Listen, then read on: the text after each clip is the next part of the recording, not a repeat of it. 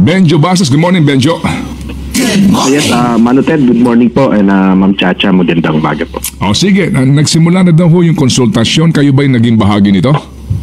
Yes po, no, una appreciated natin to, no, na kinonsulta po yung mga stakeholders po natin na transition. Okay, sige. So, Chacha, may tanong pa ba kay Benjo? Yes, Sir Benjo, kanina sinasabi niyo ito po ang clamor, no, ng karamihan po sa mga estudyante at mga magulang na bumalik nga po dito sa June to March ang pasukan. Ngayon, nasa consultation stage pa lang. It will not probably by next year, pero base po sa napag-uusapan niyo, kailan po kaya ito? Next school year po, 2024-2025, medyo makukuha po natin yung June na yung July. No? So, by next...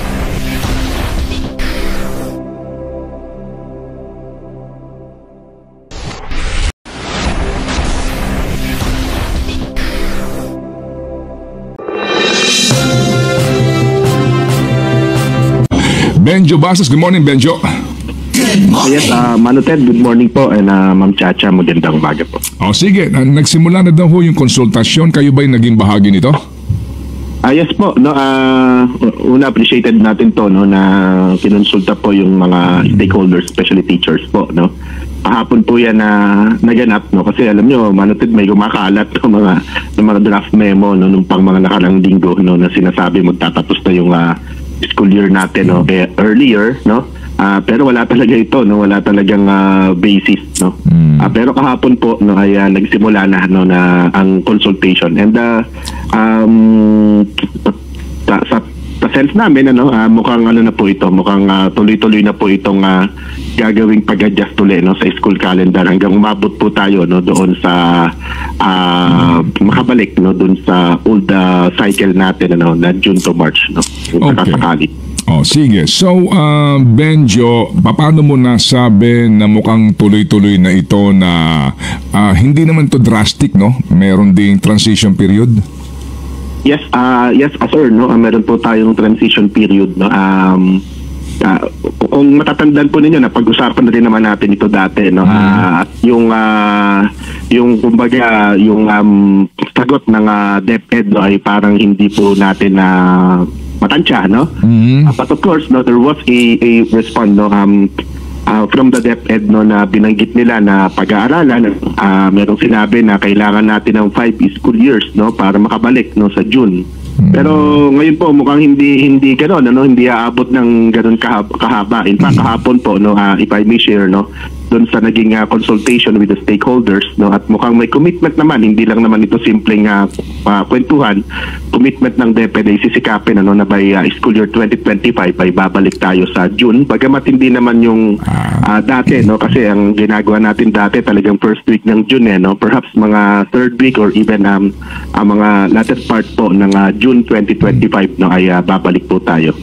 Okay, sige, yung school year na ito, 2023-2024, sa public school magtatapos on May 31.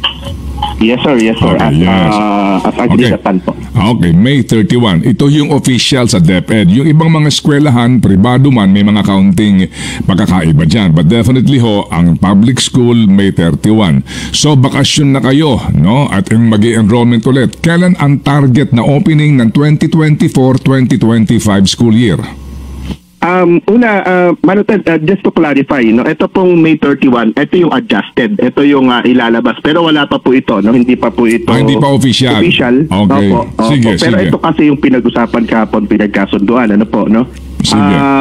Pero tama po, no, sa public schools po ito, no. Okay. Ngayon sa mga private schools, no, gaya ng tinatanong po ninyo, no, ay may liberty sila, no, na magbukas ng klase basta hindi po lalampas ng last Monday of June yung first hindi lalampas ng last Monday of August, no, yung pagbubukas po nila ng klase at any given year po. Okay, stop muna tayo, ha? Pause muna tayo. Kung hindi kayo nagkaroon ng konsultasyon o pagpupulong, ano ba dapat ang magiging last day ng 2023-2024 na school year, Benjo, kung hindi May 31? Kailan ba dapat? Supposedly June 14 po, no? June 14, 2024 dapat. Okay, ito yun, no? So, ito na ho, but wala pa hong official na announcement ang DepEd, no? Hihintayin pa rin po natin ang issuance po tungkol dito. But basically, binabanggit ni Sir Benjo, ito na po yung nag-a-adjust na po, dahan-dahan, ano? Oo, sa petsa, nagiging advance na po yung bakasyon. And then, kumbaga, magsacycle ito hanggat tamaan na natin itong regular na bakasyon ng Marso. Yes sir, ganun po yung plano po dyan, ano. So that's the response of the DepEd po doon sa clamor din sinabi naman nila yan, no. Kaya maganda po yung naging usapan, ano, kasi DepEd, no, recognizes po, no, this clamor po of our general public, hindi lamang po naman ng mga teacher ito, kasi may mga 100 bata tayo na himatay diyan sa Santa Rosa, no, last sa Cabuyao, no, last year, no. So ayaw naman nating maulit pa po ito. Okay, sige. So Benjo, magkakaroon ng mas maagang bakasyon ngayon and then enrollment ulit at pagkatapos niyan bago na nga ang ating school year. But so far ang tingin ninyo matutuloy na ito na pagbabalik inot-inot dito nga sa bakasyon sa panahon ng March, April, May and June ulit ang magiging pasukan, ganun yon? Yes sir, no. Okay, in fact, actually ang bakasyon po natin na Abril, Mayo, no. So yung June to March yun po yung school cycle po, no. Traditionally, no, yan naman ang ginagawa natin sa Pilipinas. Kasi dati-rati pag Holy Week na nagbabakasyon na yung mga bata, no. Pagkatapos niyan, Mayo ang usually, April, May ang enrollment and then June na, no, first week yung pasukan. Doon tayo babalik. Opo, okay, pero yun nga po, no, malamang, no, sa school year 2025 pa, no, 25-26 pa po natin ito ma-realize, no. For this school year, ito po yung mga tinatawag po natin na transition. Okay, sige. So, Chacha, may tanong ba kay Benjo? Yes, Sir Benjo, kanina sinasabi niyo, ito po ang clamor, no, ng karamihan po sa mga estudyante at mga magulang na bumalik nga po dito sa June to March ang pasukan. Ngayon, as a consultation stage pa lang, it will not probably by next year, pero base po sa napag-uusapan nyo, kailan po kaya ito? Next school year po, 2024-2025, medyo makukuha po natin yung June na yung July. No? So, by next school year po ulit, 2025-2026. Okay. So, the target date para po maibalik sa dating pasukan, yung June to March, will be 2025 to 2026. Yes, ma'am. Just for the target po, hindi pa po ito. Hindi pa rin pinan. Ang talagang may commitment po talaga na ang DepEd, yesterday po ay yung adjustment nitong current school year. Pero ang inyo pong grupo suportado ito pong hakbang na ito ng DepEd, ano? Yes, ma'am, no. In fact, nagpadala kami ng 2 sulat po, no, sa tanggapan ng ating Vice President at DepEd Secretary Duterte nung nakaraang taon, no, para po dito, para pag-aaralan to. At sumagot naman na pag-aaralan.